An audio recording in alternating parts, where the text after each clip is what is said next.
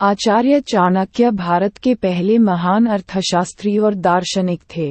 आचार्य चाणक्य ने अर्थशास्त्र, राजनीति, कूटनीति के अलावा व्यवहारिक जीवन की भी कई बातें बताई हैं।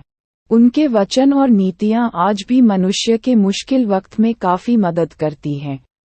चाणक्य की गूढ़ बातें और नीतियां आज के समाज के लिए भी काफी उपयोगी है।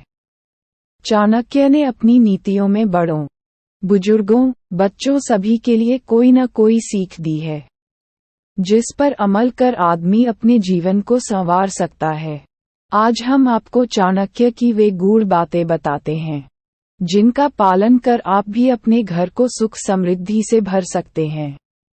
आचार्य चाणक्य की नीति भले ही कठोर क्यों न हो, लेकिन उनमें जीवन की सच्चाइयां छिपी हुई होती हैं। चाणक्य नीति के मुताबिक शादी को लेकर पुरुष के साथ साथ स्त्री पक्ष को भी सतर्क रहना चाहिए और काफी विचार विमर्श के बाद ही कोई अंतिम फैसला करना चाहिए।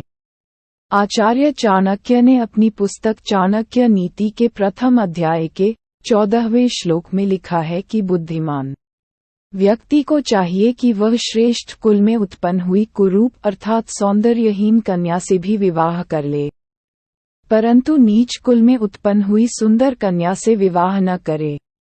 वैसे भी विवाह अपने समान कुल में ही करना चाहिए। आचार्य चाणक्य का कहना है कि शादी विवाह के लिए लोग सुंदर कन्या देखने के चक्कर में कन्या गुण और उसके कुल की अनदेखी कर देते हैं। ऐसी कन्या से विवाह करना सदा ही दुखदायी होता है, क्योंकि नीच कुल की कन्या के संस्कार भी नीच ही होंगे।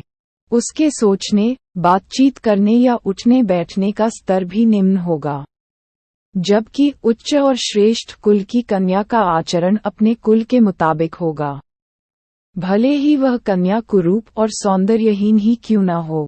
आचार्य चाणक्य के मुताबिक ऊंचे कुल की कन्या अपने कामों से अपने कुल का मान बढ़ाएगी, जबकि नीच कुल की कन्या तो अपने व्यवहार से परिवार की प्रतिष्ठा कम करेगी। वैसे भी विवाह सदा अपने समान कुल में ही करना उचित होता है, अपने से नीच कुल में नहीं। यहाँ कुल का मतलब धन संपत्ति से नहीं बल्कि परिवार के चरित्र से है। चाणक्य नीति के प्रथम अध्याय के 16वें श्लोक के मुताबिक विष में भी यदि अमृत हो तो उसे ग्रहण कर लेना अच्छा होता है। अपवित्र और अशुद्ध वस्तुओं में भी यदि सोना अथवा मूल्यवान वस्तु पड़ी हो तो वह भी उठा लेने के योग्य होती है।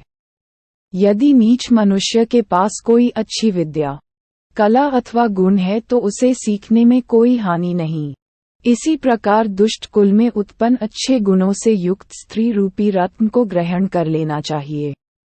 इस श्लोक में आचार्य गुण ग्रहण करने की बात कर रहे हैं।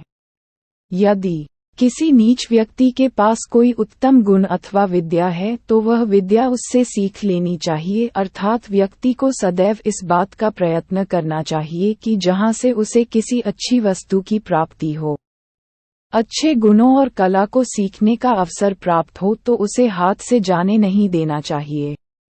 विष में अमृत और गंदगी में सोने से तात्पर्य नीच के पास गुण से है, जबकि एक अन्य श्लोक में आचार्य चाणक्य ने लिखा है कि पुरुषों की अपेक्षा स्त्रियों का आहार अर्थात भोजन 2 गुना होता है, बुद्धि 4 गुनी, साहस 6 गुना और कामवासना 8 गुना होती है।